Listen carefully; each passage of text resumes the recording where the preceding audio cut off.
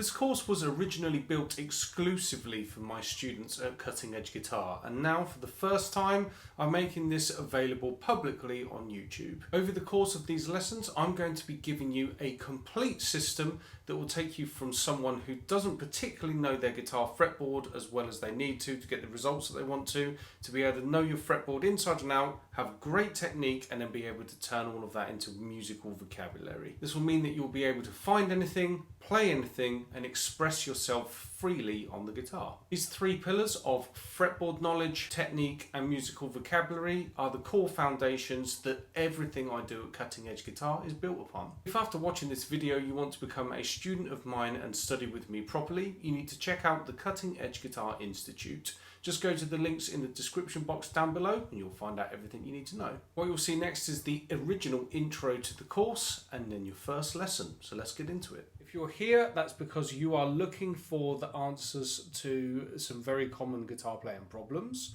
And what I'm going to do in this course is I'm going to show you what I have learned over the past 20 years as a student of the instrument, going to places like the Guitar Institute, taking my studies and learning under people like Dario Cortese, Martin Golding, Sean Baxter, all of those kind of guys. So after my own studies, I've become a teacher in my own right. I've ran my own successful studio for 15 years, moved into the online space, and outside of the things that I've learned about playing the guitar myself, I've discovered a number of very important areas that the people that I've been meeting always have stumbling blocks with, and effectively what is the right way to teach modern rock lead guitar soloing to get people to be able to play the way that they want to play.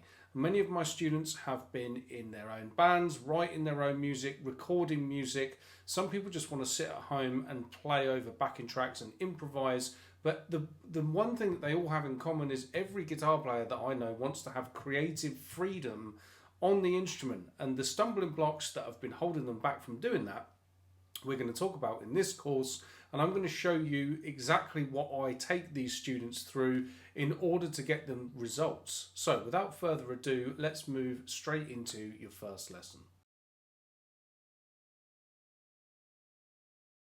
Okay guys, in this first module what we're going to be talking about are the three pillars that make up modern guitar, rock guitar mastery, okay? Now they are fretboard knowledge or fretboard fluency, technical mastery, technical skills of what you want to be playing, and then finally musical implementation. Without a shadow of a doubt, these are the three biggest areas that I have seen guitar players struggling with over the years, and it's holding them back from being able to do all of the things that they want to do. So let's talk about how I get my students to go about breaking down these barriers and then get the results that they want to get. So first things first, what I think every guitar player needs to be doing without a shadow of a doubt is getting their fretboard together, getting their fretboard knowledge together. And the reason for that is the people that I meet, they all want to be able to play guitar solos. So, and when I say guitar solos, they want to have the freedom to move up and down the fretboard to improvise and play whatever they want. Now, one of the things that I would say to someone at this point in my studio is run your hand up and down the fretboard like this. So I get them running their hand up and down the fretboard like this, okay? And then what I would say to them is stop, and they'll stop around right here. And then I'll say, right, the chord that you're playing over right now is a B flat major 7. I want you to play me your best B flat major 7 vocabulary. And what they do is they look at me like this going, I don't know what the hell you're on about. And I'm like, okay, well, B flat major 7. There's basically 5 main chord types that we solo over all the time. Major 7 is just one of those very, very important chord types. I want you to play it in B flat. What are you going to be playing? And they'll look at me again and they'll just go, I don't even know what you're on about. And I'm like, well, let's make this simple. First things first, I've stopped us around about here. I'd say, well, find me where there's a B flat note. And again, the student would go, they've got no idea what to play. So where all of this starts, guys, you need to know the notes on the fretboard. Now, most people, when they're out there looking at content online and everything, they'll go, this is not what I've searched for. This is boring. It's, you know, whatever. Whether you think it's boring or not is kind of academic. You are absolutely 100% knackered if you don't know this information. You just need to know the notes on the fretboard. So by rote, one of the things I would get you doing is making sure that you know that. You need a system so that, like I said about B flat, on every string you want to be able to find a B flat. So on your E string it would be here. On your A string you're going to be playing a B flat over here. On your D string you're going to be playing it over here. On your B string it's going to be over here. On the B string it's going to be here. And then on the high E string it would be here. Every single string you need to be able to know the notes. Now that's not just going to be for something like B flat. I've not pre-prepared what I was going to talk about, especially in this lesson. The way I like to teach is just literally do it. So that's what you're seeing right now. Me off the cuff thinking. B flat was in a backing track that I've been using. Just made me think, let's pick that as a key. You need to be able to find all of those notes all over the fretboard. If you can't do that, you're absolutely screwed, okay? So that's the first thing. The second thing after that, when you know the notes, let's change this for the benefit of most of you that will be watching this to a friendlier key that you would know pretty well as a modern rock guitar player. Most of you would know A minor, okay? So let's change this to the key of A minor. And after you've been able to know the notes on the fretboard, you need to be able to see the chords as a scaffold, okay? So let's say if we're looking at playing over A minor tonality harmony, what you want to be able to do is in any position of the guitar neck be able to form an A minor chord. Let's just put a clean sound onto the guitar. So in the bottom part of the guitar neck, well, most of you would know this as an A minor open position chord, which is absolutely fine. But in the next position along, the next fretboard position, would you be able to find me an A minor chord? The answer most likely is no. The next one along would look like this. Most of you would probably know that. Could you learn the next one, or could you demonstrate me the next one? If the answer is no, it's something you need to fix, but it would look like this.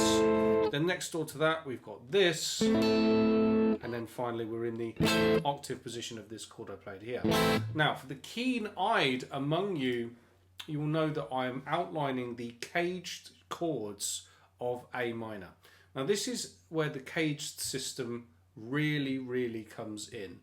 So many guitar players out there know the caged system as, oh, it's like the shapes of C and A and G and E and like. That is a bullshit way of looking at this, okay? How you want to be able to view the cage system is that when you see a chord like this, what I'm holding right now, is you want to be able to see this as A minor in shape 1, okay? Then when you see this, you want to be able to see this as A minor in shape 2, A minor in shape 3, A minor in shape 4, and if I go back down to the lower octave, A minor in shape 5. Now, yes, it is absolutely true that when I'm playing this A minor chord, it looks like I've got a capo here, and this fingering that I'm using in these fingers, it looks like an open E minor shape. So from the cage system, people refer to this as an A chord in the E shape. And then when you do the same here, they refer this as an A chord in its D shape because it looks like an open D minor. And then of course you'd look at this as an A minor chord in its C shape because it looks like the open C minor chord shape. That's how we end up at caged, because the 5 shapes of this look like the open position chords for C, A, G, E and D. Caged is a word that is in the English language, so therefore we use it. It's just confusing and it's putting so many people off. So what I would suggest is that you learn the chord framework in the way that I've done it here. So what you're looking at is an A minor chord in shape 1. And of course, when you know the notes on the fretboard in the way that I was talking about earlier, randomly I could ask for another key. Let's say I wanted to do the key of F, okay? If I look now for where the Fs are on my guitar, the lowest place I can play an F is here, 1st fret on my E string. Once I've got that, and I know that that's where there is an F, and I insert this shape into it, I know I'm playing an F minor chord, which obviously it is the E shape because it looks like the open E chord. But what we don't want to do, we don't want to think of it like that. We want to do this as the F minor chord in shape 1. Because now next door to that I can play an F minor chord in shape 2, and I can play an F minor chord in shape 3, and I can play an F minor chord in shape 4, and I can play an F minor chord in shape 5. Okay, now that mapping of the caged chord framework is completely transferable up and down the fretboard like so. But what we're going to do now, I'm going to talk about taking this up to the next level, okay?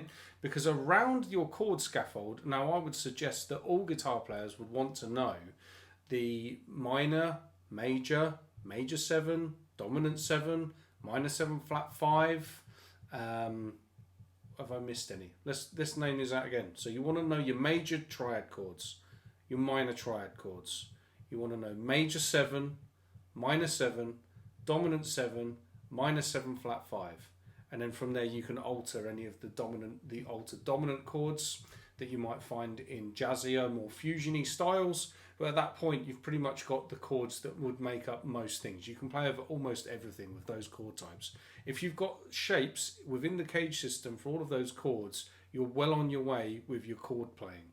But it goes much deeper than this. So after watching this first lesson, you've got the foundations in place and understand the basic geography of the guitar neck. You also understand the fundamentals of the caged system and why the guitar neck is organised in the way that it is. In the next lesson, we're going to start populating the caged system with harmonic information. This is where things start to get really interesting and the fretboard starts to really open up for you. Now, if you want to go much deeper on these subjects and study with me properly and become an actual student of mine, go to the links in the description where you can check out the Cutting Edge Guitar Institute. Inside you'll gain access to a full structured curriculum, live sessions and a private community of like-minded rock guitar players that are working on the same concepts that you are. Check out the links in the description for that. Don't forget to subscribe and I'll see you in the next lesson.